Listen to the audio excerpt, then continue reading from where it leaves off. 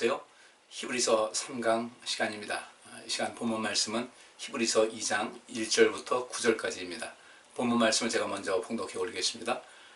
그러므로 모든 들은 것을 우리가 더욱 간절히 삼갈지니 혹 흘러 떠내려갈까 염려하노라. 천사들로 하신 말씀이 견고하게 되어 모든 범죄함과 순종치 아니함이 공변된 보응을 받았거든. 우리가 이같이 큰 구원을 등한히 여기면 어찌 피하리요. 이 구원은 처음에 주로 말씀하신 바요 들은 자들이 우리에게 확증한 바니 하나님도 표적들과 기사들과 여러가지 능력과 및 자기 뜻을 따라 성령에 나눠주신 것으로서 저희와 함께 증거하셨느니라. 하나님이 우리의 말한 바 장차오는 세상을 천사들에게는 복종케 하심이 아니라 오직 누가 어디 증거하여 가로되 사람이 무엇이간데 주께서 저를 생각하시며 인자가 무엇이간데 주께서 저를 권고하시나이까. 저를 잠깐 동안 천사보다 못하게 하시며 영광과 존귀로 관씌우시며 만물을 그 발 아래에 복종케 하셨느니라 하였으니 만물로 저에게 복종케 하셨은즉 복종치 않은 것이 하나도 없으나 지금 우리가 만물이 아직 저에게 복종한 것을 보지 못하고 오직 우리가 천사들보다 잠깐 동안 못하게 하심을 입은 자 곧 죽음의 고난 받으심을 인하여 영광과 존귀로 관쓰신 예수를 보니 이를 행하심은 하나님의 은혜로 말미암아 모든 사람을 위하여 죽음을 맛보려 하심이라. 아멘. 성경 전체의 핵심 가치가 생명에 있듯이 히브리서 역시 마찬가지입니다. 단지 그 생명이라는 큰 그 핵심 가치를 이야기하는 가운데서 그 가운데서 어떤 그 대상은 약간 달랐어요. 성경마다. 그런 가운데 이 히브리서는 기독교로 개종한 그 이스라엘 백성들, 유대교에서 기독교로 돌아오는 이런 사람들에게 복음의 참된 가치가 무엇인지를 알게 하고 예수 그리스도께서 하나님의 아들이시고 또 메시아이신 것을 가르치면서 이들이 이전에 알고 있던 그 율법 위에 하나님께서 예수님을 통해서 보내주신 그 은혜, 놀라운 그 사랑, 또 이 구원의 길을 보다 온전하게 같은 이스라엘 백성들에게든지 이방인들에게 가르치고자 하는 그런 뜻이 있었습니다. 그런 점에서 히브리서는 이제 그런 목적의 기록이 되어 있는데, 근데 기독교를 개종한 이스라엘 백성들 가운데서도 아주 다양한 성향을 가지고 있는 사람들이 있었어요. 그러니까 이 복음의 가치가 무엇인가, 예수님께서 오신 그 목적이 무엇인가, 예수님은 과연 어떤 분인가에 대한 그런 모든 그 인식, 이 생각이 각각의 어떤 나가는 방향을 달리하게 되었습니다. 여러분 잘 아시다시피 사도행전에 보면은 예루살렘 회의가 있습니다. 그러니까 이 베드로라든지 또 이 바울이라든지 이방인들에게 복음을 전파하는 그런 가운데 그 이방인들에게 이 복음을 접근하는 이 복음을 가지고 생명의 길을 전파하는 그 과정 속에서 무엇이 중요한가? 이때 특별히 이 바울 같은 경우는 이방인들에게 복음을 증거하는데 이 할례를 행하는 것이 굉장히 걸림돌이 된다는 것을 알았어요. 그러다 이 바울은 또 한편으로는 이 할례라는 것이 매우 중요하다는 것을 또 알고 있었거든요. 이 할례의 가치가 무엇인가? 또 이 할례의 가치가 정말 중요한 것인데 복음을 온전하게 전파하다 보니까 또 그렇게 하려다 보니까 이방인들에게는 이 할례라는 그 문화가 잘 와 닿지 않는 겁니다. 그래서 이것을 어떻게 할 것인가, 그 과정 속에서 이제 예루살렘 회의가 벌어지게 되는데 그 예루살렘 회의에 모인 그 멤버들 가운데서 다양한 사람이 있었죠. 이 생명의 가치를 알고 그것에 초점을 두는 이런 바울 같은 경우, 그리고 베드로 같은 경우, 또 사도 요한 같은 경우, 이들의 어떤 그 방향이 좀 달랐고 그 가운데서 바리새파에 속한 이 개종자들, 이들은 여전히 그 어떤 생명이라는 그런 것보다는 그 율법의 어떤 행위에 더 많은 또 가치를 두고 있었어요.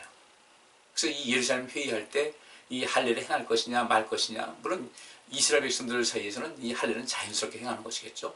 근데 이방인들에게는 이게 복음을 전파하는데 걸림돌이 되다 보니까 거기서 많은 토의를 하는 가운데 이제 결론 내린 것이 이방인들에게는 할례를 요구하지 말자.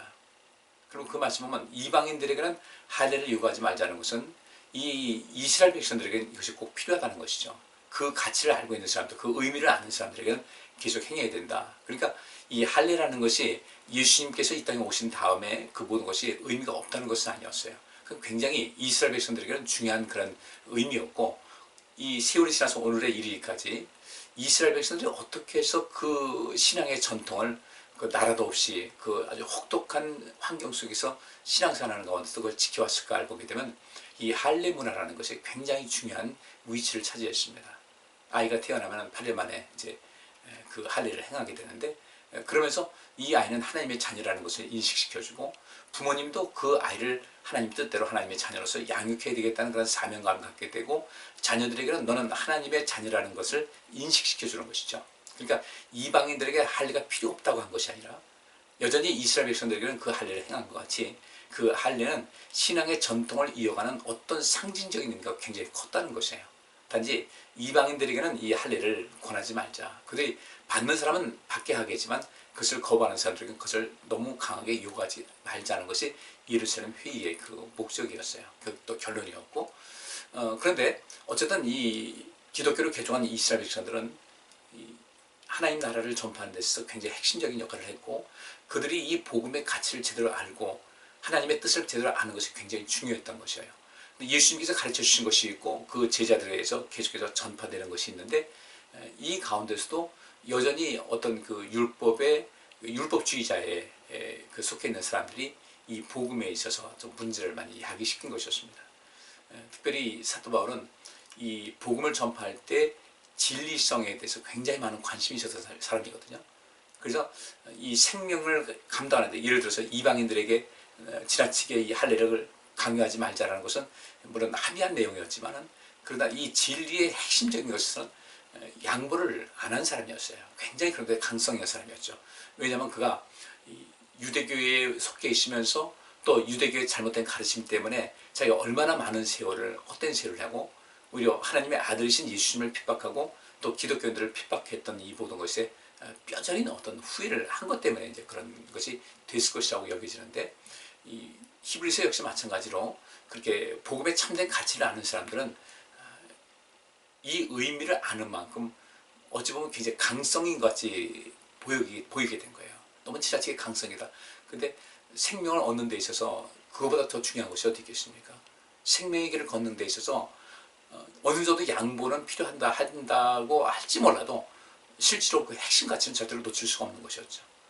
바울과 또 이 베드로와 사도 요한 같은 경우가 이제 그런 핵심적인 그런 모습이 있습니다. 특별히 예수 그리스도께서는 하나님의 아들이시고 또 메시아로 오셨다는 이 사실을 양보할 수 없는 거예요. 지금도 유대교와 기독교 사이 속에서 한치의 양보도 할 수 없는 것이 바로 그런 것이었거든요. 다른 것은 공통점이 많은데 그것이 이제 그 당시도 그렇고 지금도 그렇고 그 서로 이제 충돌을 일으키는 그런 부분이었는데 이 히브리서 기자는 오늘 본문에도 말씀이 있는 대로 우리가 예수 그리스도를 우리가 배웠으니까 알았으니까 또 예수님께서 가르치신 그 모든 복음을 우리가 알았으니까 이제는 그 핵심 가치에서 절대 벗어나지 말자는 거죠.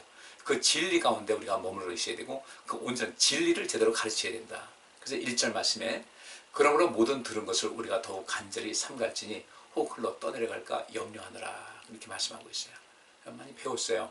배웠고 또 율법도 배웠고 예수님께서 가르쳐주신 그 율법의 재해석이죠. 재해석이라는 것은 완전히 뒤엎은 것이 아니라 그 말씀이 이 율법의 진정한 의미가 이것이었다는 것을 예수님께서 가르쳐 주셨는데 그것을 배우는 우리가 그런 모든 속에서 자꾸 이 인간적인 면에서 어떤 그 유대인들의 전통이라든지 또 관습이라든지 이런 것을 배우지 말고 그 진리에 접근해서 우리가 신앙생활을 하자는 그런 의미였어요.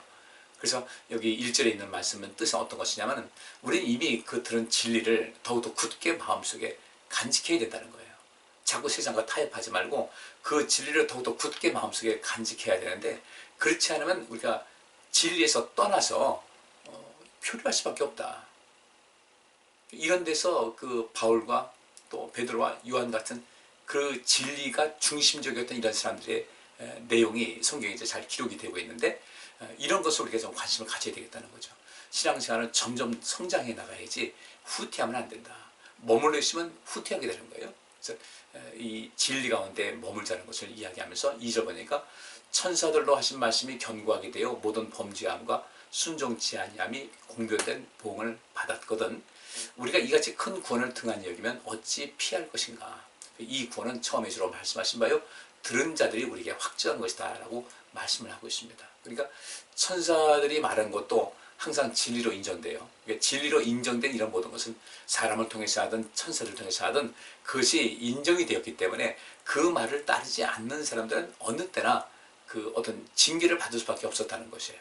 그런데 하물며 예수님께서 전하신 그 말씀, 친히 전하시고 그 말씀을 가르치시고 현장 실수까지 한 이런 모든 것을 하셨는데 예수님께서 그 가르쳐 주신 그 모든 것을 피해서 또 그것이 아니라고 하면서 자꾸 다른 길을 가게 된다고 할 때 우리가 그 책임을 질 수밖에 없지 않은가.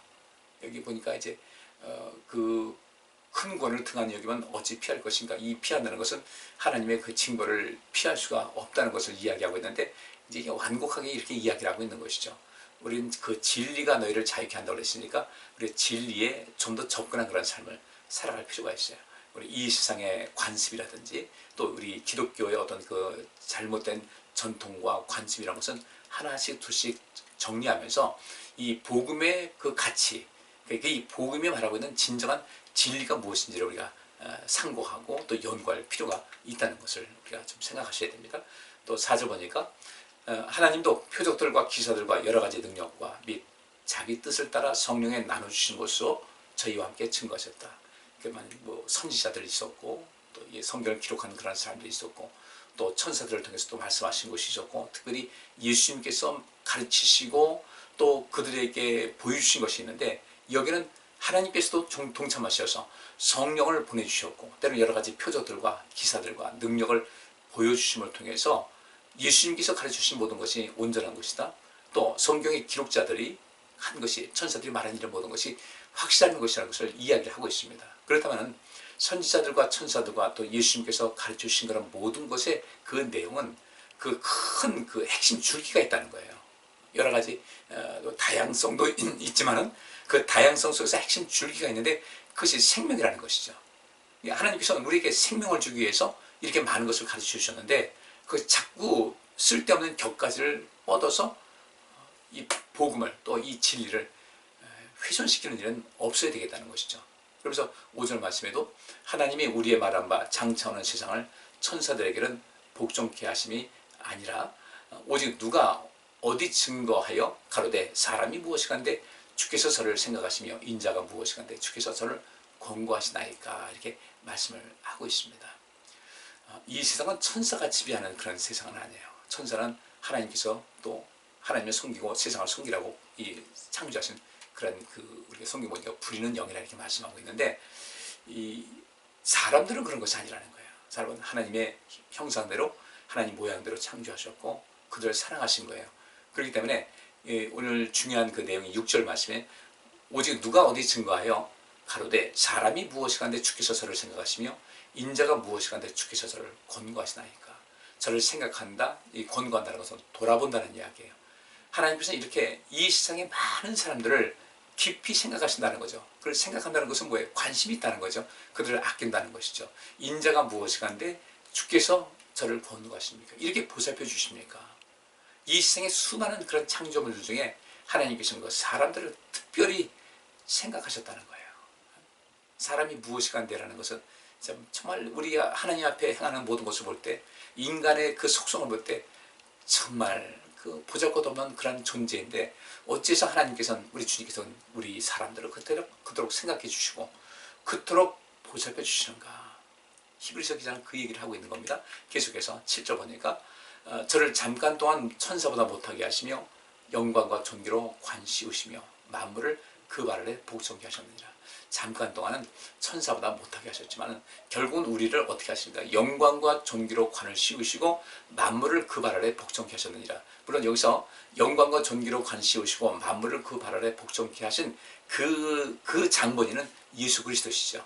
그래서 예수님께서 영광과 존귀로 하나님께서 관을 씌워주시고 또 만물을 그 발 아래 복종케 하셨는데 예수님께서 예수님을 그렇게 만드신 것 같이 우리 사람들에게 예수님만큼은 아니죠. 왜냐하면 예수님은 하나님이시니까 또 예수님은 메시아시니까 우리와는 차원이 달라요. 똑같이 하나님의 자녀, 하나님의 아들이지만은 예수님의 그 차원과 우리 차원은 다르다는 거예요.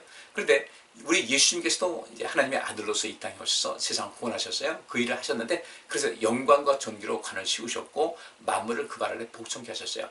잠깐 동안 천사보다 못하게 하신 이런 모든 것을 예수님께서 이 땅에 오심을 통해서 육신을 믿고 오신 것을 통해서 그것을 증거하고 있지만은 이후에 영광과 존귀로 관 씌우시고 만물을 그 발 아래 복종케 하셨는데 그런데 하나님을 믿어 구원받은 모든 사람들도 역시 마찬가지로 그들에게 영광과 존귀로 관을 씌워주시고 만물을 그 발 아래 복종케 하신다는 겁니다.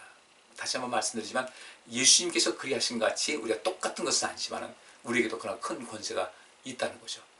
그래서 우리같이 부족한 그런 존재인데 또 늘상 하나님을 따른다 하면서 늘 죄를 갖고 살고 있고 하나님 마음을 근심시키게 하고 아프게 한 우리를 그래도 여전히 우리를 살리시고자 그렇게 애쓰시고 생각해 주시고 또 돌봐주시는 그런 분.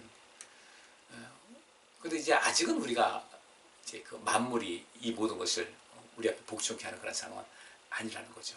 예수님께는 복종을 했고 지금도 이제 그것이 완성되는 가운데 있지만 우리가 만물이 아직 이제 모든 것이 완성케 돼서 복종한 것은 아니에요. 완성은 아니지만 근데 예수님께서 모든 것을 온전케 하신 그런 것이 있다는 것이죠. 또 우리도 앞으로 제사장으로서의 왕 노릇할 것이라는 그런 권세가 있으니까 만물을 우리 발 앞에 복종케 하는 그런 것이 있다는 것이죠. 결국은 만물을 이 하나님께서 창조하신 그 만물이 이제 예수님과 더불어 또 구원받은 백성들에게 굴복한다. 또 예수님 뭐 하나님으로서 모든 만물이지만 우리에게도 이 세상을 다스릴 수 있는 어떤 권한이 있으니까 그런 것을 주시는데 여기 9절 말씀 보니까 오직 우리가 천사들보다 잠깐 동안 못하게 하심을 입은 자 곧 죽음의 고난밭을 지나여 영광과 존귀로 관쓰신 예수를 보니 이를 행하시면 하나님의 은혜로 말미암아 모든 사람을 위하여 죽음을 맛보려 하시니라. 자, 오늘 그 내용의 핵심적인 겁니다. 우리도 주님께로부터 굉장히 소중히 여김받는 사람들이에요.